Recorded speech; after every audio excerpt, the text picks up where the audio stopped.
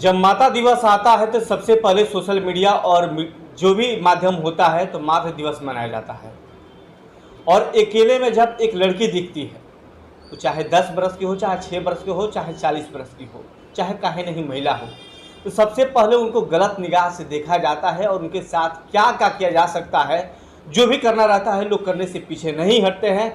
हम बात कर रहे हैं बलात्कार जैसे मुद्दों पर, और हमारे साथ है लगातार इस मुहिम में लोगों के विरोध झेलने के बावजूद भी अपने मार्ग से भटकने वाली नहीं, ऐसी बिहार की वो लाडली बिटिया जिन्होंने बिटिया के लिए, माता के लिए, बहनों के लिए लगातार संघर्ष कर रही है, नेहा सिंह राठौर हमारे साथ है। पहले तो मैं स्वागत और अभिनंदन करता हूं आपको जजबू। आप कई वर्षों से लगातार इस तरह की मुहिम चला रहे हैं और बलात्कार जैसे मुद्दों पर आपने कई किताबें लिखी है और प्रचार के कई माध्यम से आपने लगातार कोशिश कर रहे हैं कि ये चीज़ें बंद हो। अभी तक बिहार और देश के अंदर कितनी इस तरह की घटनाओं में गिरावट आया है? सबसे पहला मेरा क्वेश्चन आपसे ये है। अच्छा, सबसे पहले तो मैं सबको बता दूं कि मेरा नाम नेहा सिंह राठौर है और वीमेन से रिलेटेड जितने भी इश्यूज़ हैं, चाहे वो मेंस्ट्रुएशन हाइजीन हो, डॉडी हो, चाहे घरेलू हिंसा हो या फिर रेप या मॉलेस्टेशन हो, तो मैं अपनी तरफ से प्रयास कर रही हूँ कि ये जो क्राइम है इस तरह का वो हद तक कम हो। हद तक कम हो। मैं ये नहीं कह रही कि ये पूरी तरह से ख़त्म हो जाएगा।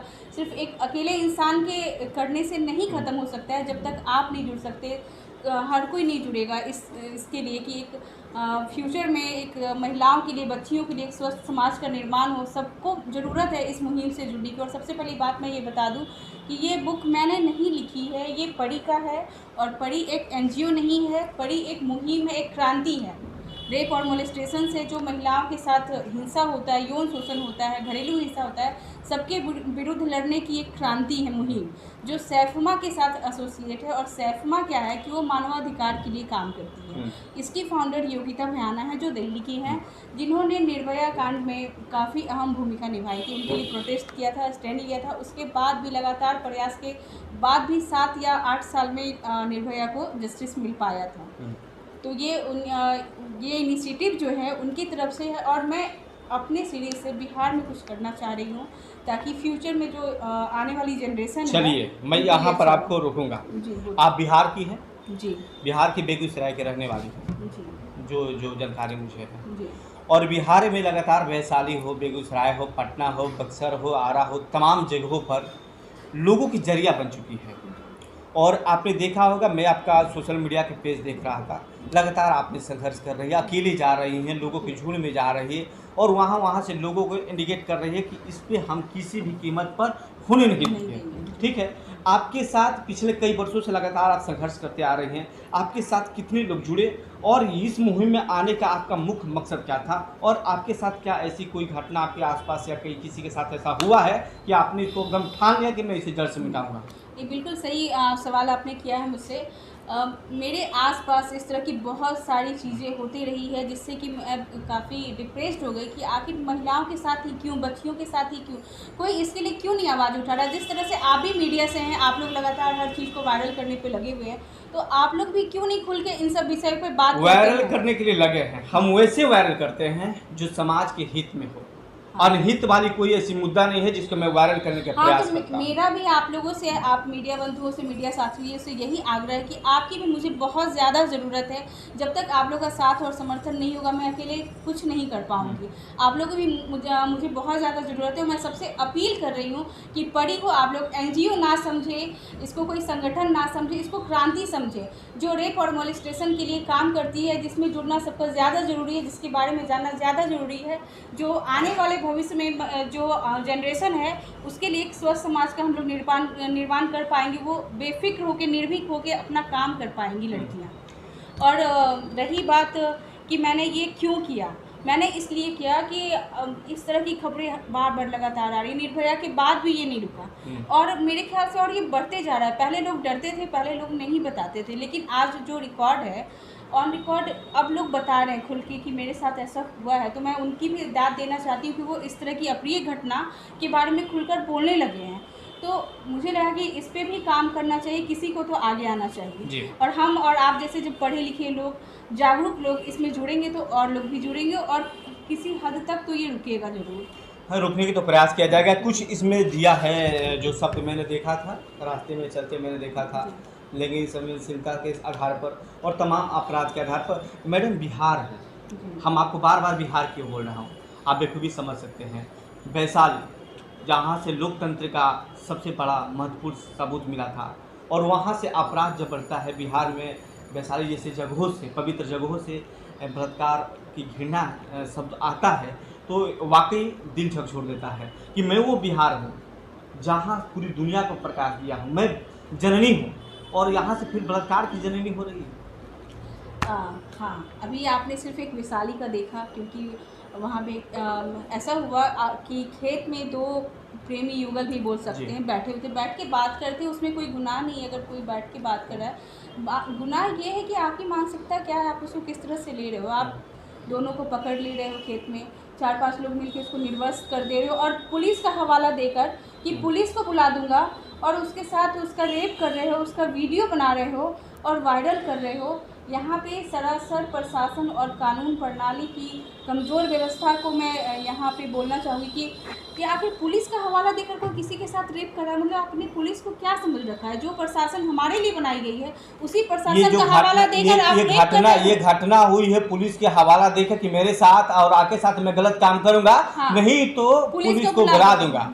ये सोचने वाली है। मार्कबुल बात मैं बोल रहा हूँ कि आपने कहा ना कि पुलिस का हवाला देकर, प्रशासन का हवाला देकर लोग कहते हैं कि तुम और तुम्हारे साथ मैं रेप करूंगा, नहीं तो प्रशासन के बुला दूंगा। नहीं, रेप नहीं करूंगा, कि तुम मुझे करने दो, नहीं तो तुम तो यहाँ पे बैठे थे, उसके लिए मैं पुलिस को बुला दूंगा। वो लड़की पुलिस के डर से, समाज के डर से कि पुलिस आएगी, बात बढ़ेगी, उसके साथ रेप हो जाता है। जब वो बेहोश हो जाती है तब वो वहाँ से भागती है, और अभी तक वहाँ मीडिया को नहीं पहुँचने दिया गया है।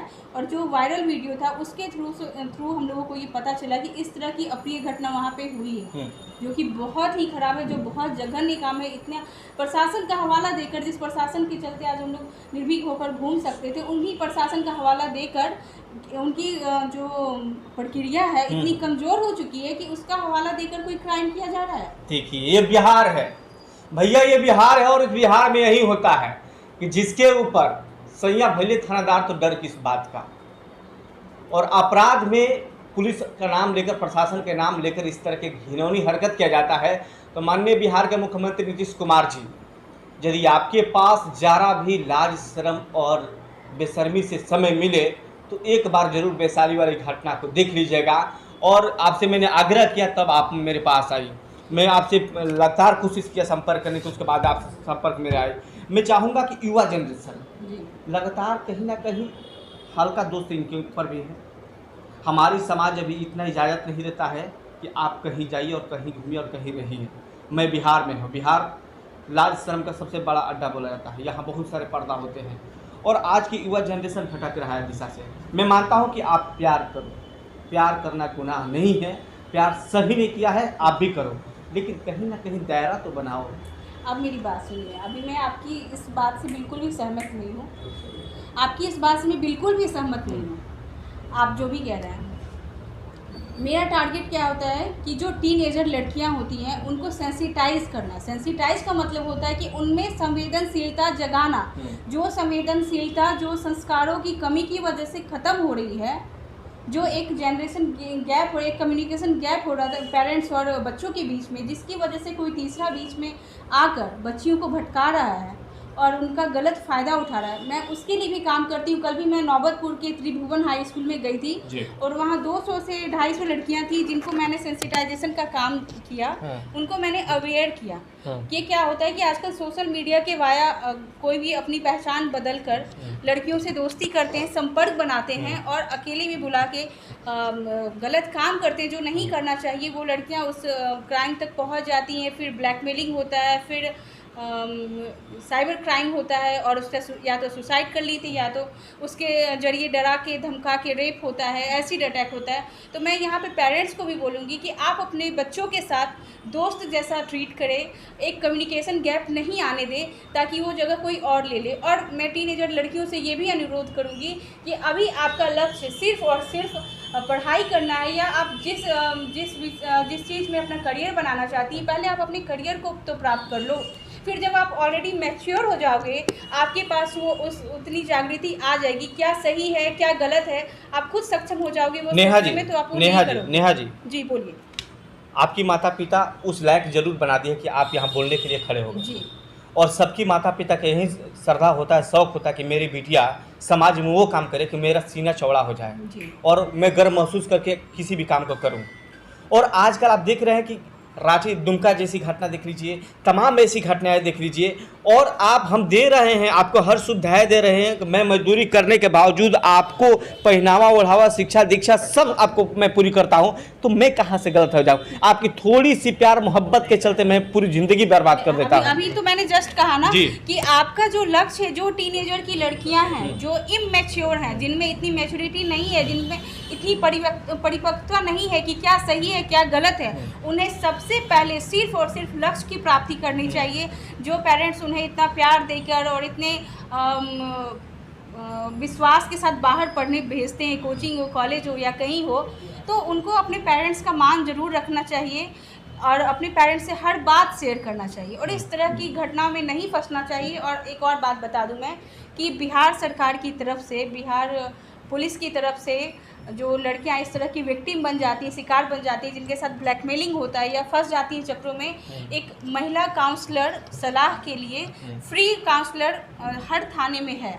अगर आप कभी इस तरह की शिकार बनी, कोई आपको फ़ोन के जरिए, मैसेज के जरिए या ब्लैकमेल कर रहा है या आपने फ़ोटो गलती से शेयर कर दिया और आप डर रही हो, परेशान हो, तो आप निर्भीक होकर 112 नंबर पे कॉल कर सकती हो। 112 नंबर पे कॉल करने के बाद आपको तुरंत या तो 112 की टीम जाएगी या नज़दीकी थाना की जो भी टीम होगी तो आपकी सहायता के लिए जाएगी। और बिहार पुलिस की तरफ से हेल्प वन स्टॉप सेंटर भी बनाया गया है, वहाँ भी आप कंप्लेन कर सकती हो। पर प्लीज़ मेरा सबसे आग्रह है, जो भी टीनेजर की लड़कियां देख रही, जो इमैच्योर हैं, जिनमें इतनी शक्ति नहीं है पहचानने की कौन सही है कौन गलत है या क्या करना चाहिए, प्लीज़ सोशल मीडिया से थोड़ी दूरी बनाओ, अनजान लोगों से संपर्क में मत आओ और अपने पेरेंट्स का मान रखो। अभी आपका जो लक्ष्य है, आप उस लक्ष्य की प्राप्ति करो। चलिए, इन तमाम मुद्दों के लिए आपको बहुत बहुत धन्यवाद कि आपने बहुमूल्य समय निकाल के आज के जनरेशन के लिए आपने इतना जानकारी और लोगों की लड़ाई कर रहे हैं, सड़कों पर जा रहे हैं, घर में जा रहे हैं, लोगों को समझा रहे हैं, उसके बावजूद भी बिहार में किसी भी प्रकार के 3% जरूर कम हुआ है आपके आने से। मैं इसके लिए आपको तहे दिल से फिर एक बार धन्यवाद देता हूँ। Thank you so much.